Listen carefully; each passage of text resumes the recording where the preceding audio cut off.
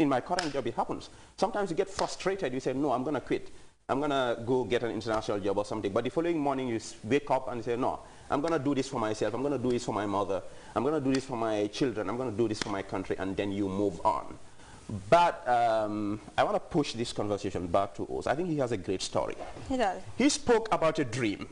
He spoke about apprenticeship with his dad, and he spoke about a support system. I think we can build a conversation around that.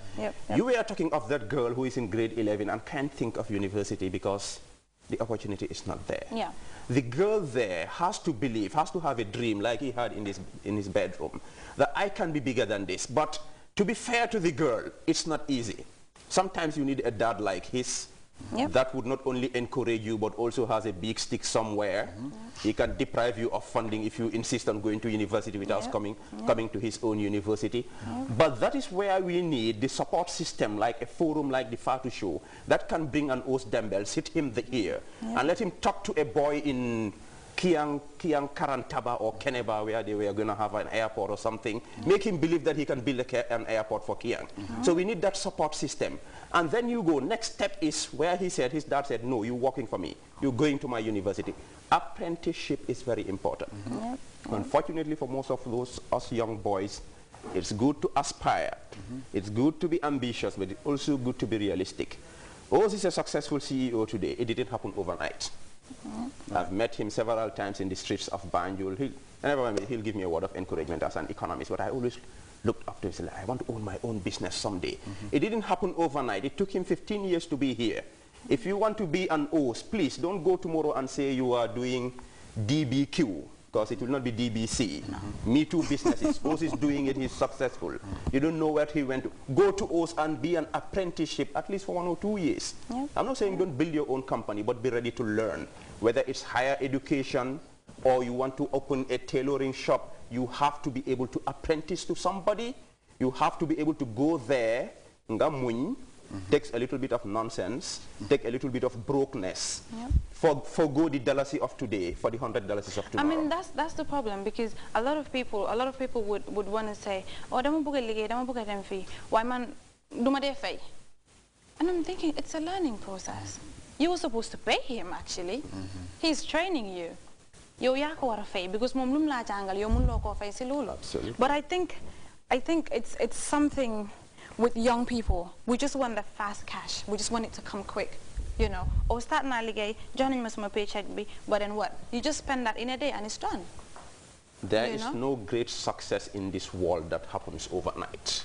True. Talk of the Muhammad. And then you mentioned something regarding him being an employer and everything, apprenticeship and that. Do you find yourself, you know, in your office sitting down and then have young people coming to you saying, I just want to be trained? Not with their CVs, I'm looking for a job and I need like pay end of month, but I just want training. Do you see that a lot? A lot of them. A lot of them. A lot of people come to our offices, and you'll be surprised how much these kids want to get involved.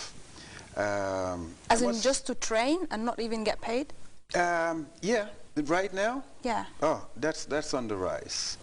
It's on the rise. And I think what it is, and I'm sorry, NYSS and the other establishments that government has set up and so forth, and gap jobs and all of those stuff, but they need to check out the people, the human capital we have here. Not only me, I know a lot of people who are doing very well with the businesses that they are doing, and they are not noticed for some reason. They might be that diamond in the rough.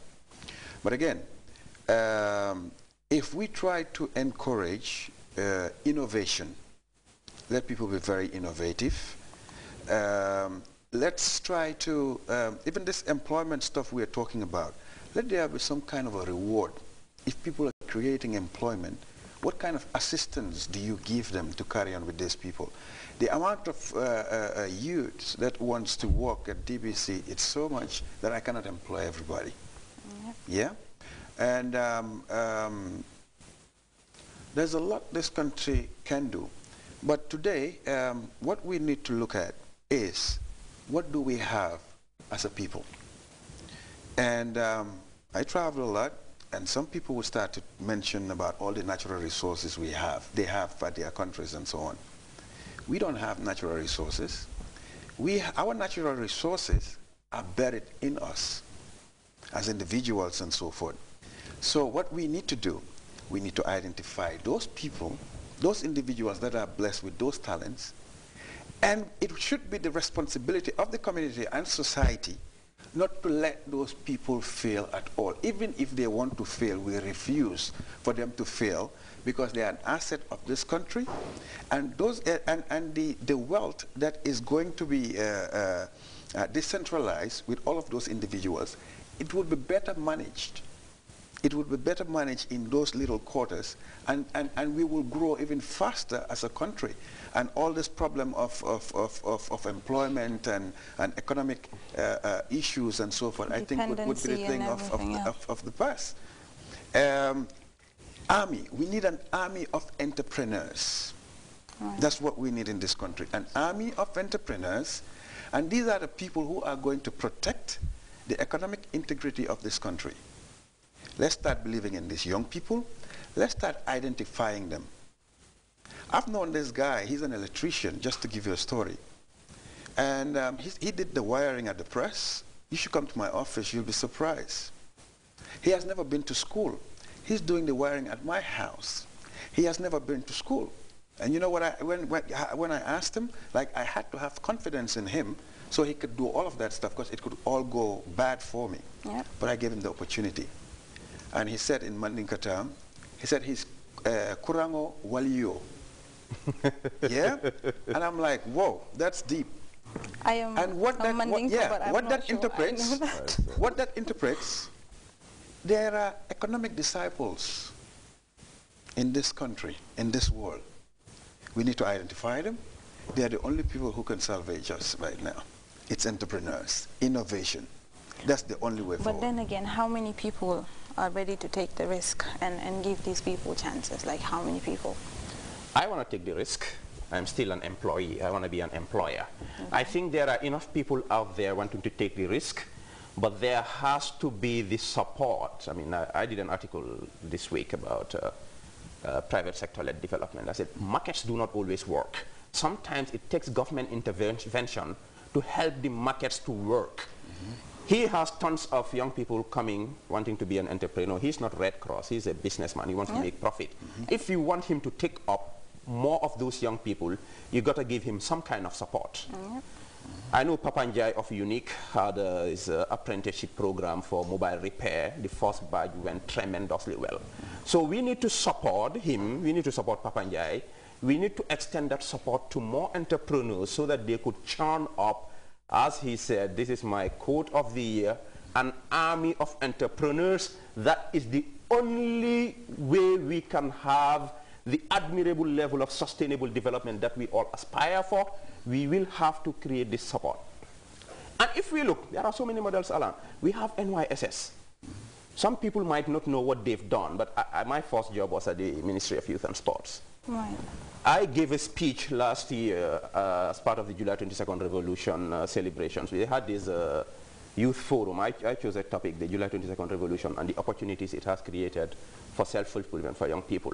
When I gave my presentation, I mentioned NYSS, and some young people who were school dropouts went to NYSS, where their lives were turned around. Some of them ended up in universities in Taiwan and around the world, and they have their degrees now.